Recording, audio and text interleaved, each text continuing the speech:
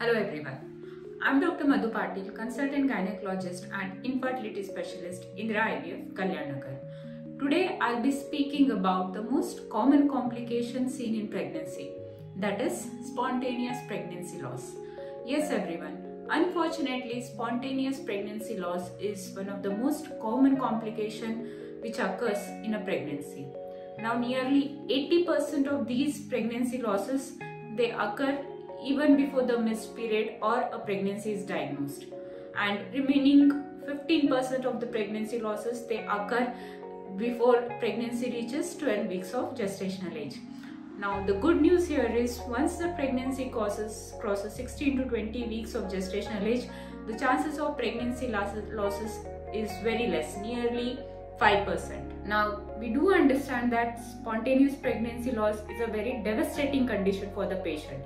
And whenever a patient who has experienced pregnancy loss comes to us, there are a couple of questions which are commonly asked by them. The number one being, Doctor, why did this happen? Could it have been avoided? Whether it will recur in our subsequent pregnancy? And if yes, then what can we do before planning our next pregnancy that we can avoid this complication? Now let us discuss all these questions one by one. Now the answer for number one question, that why did this happen? So if we have to sit and list the causes of spontaneous pregnancy loss, the number one cause which comes to our mind is chromosomal abnormalities like trisomies, monosomies or translocation. Now these chromosomal abnormalities, either they can be inherited from one or both the parents, or they can be acquired during the process of formation of an embryo. Now, if chromosomal cause is suspected, or if we have to rule out chromosomal cause as a cause for spontaneous pregnancy loss, then there are a couple of things which we can consider. Like we can consider chromosomal analysis of the abortus, also parental karyotyping, that is chromosomal analysis of both father and the mother. And in case if you are planning for IVF, we have the option of doing chromosomal analysis or pre-genetic screening of the embryo before considering them for embryo transfer. Genetic counseling can be offered if any of the aborreports are abnormal. Now the second common cause of spontaneous pregnancy loss is any of fetal abnormalities which are incompatible with life.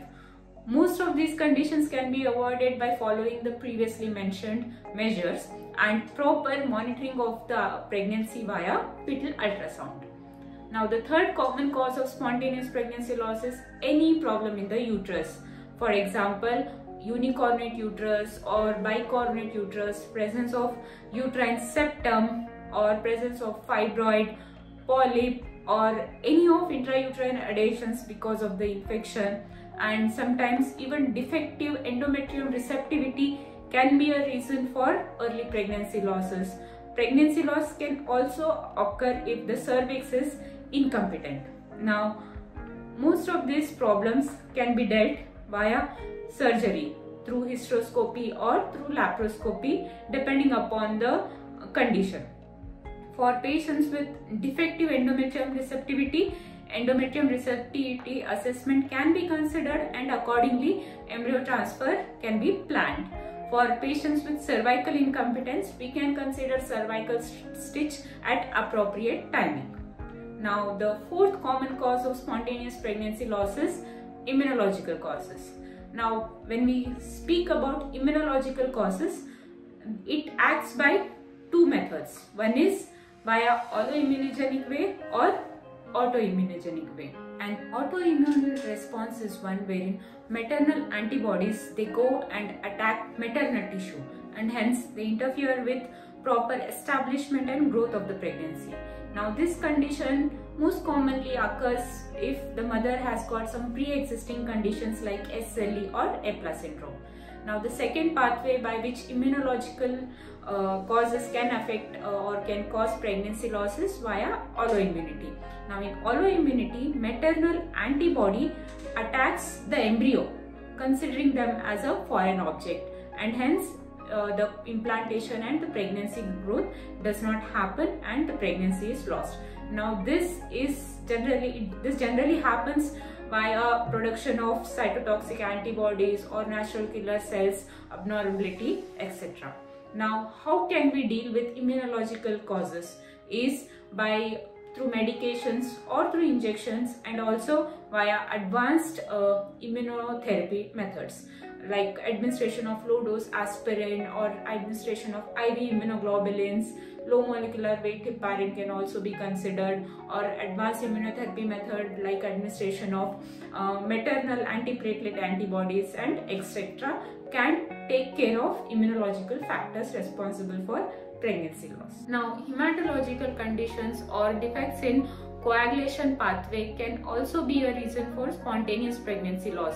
For example, in cases of thrombophilias or DVT, or in cases of factor V leading mutations, or those who have got protein C and protein S deficiency or hyperhomocystinemia. Now, if any of these condition is found, treatment of the underlying condition, and also we can consider low molecular weight heparin during pregnancy to avoid pregnancy loss because of these factors.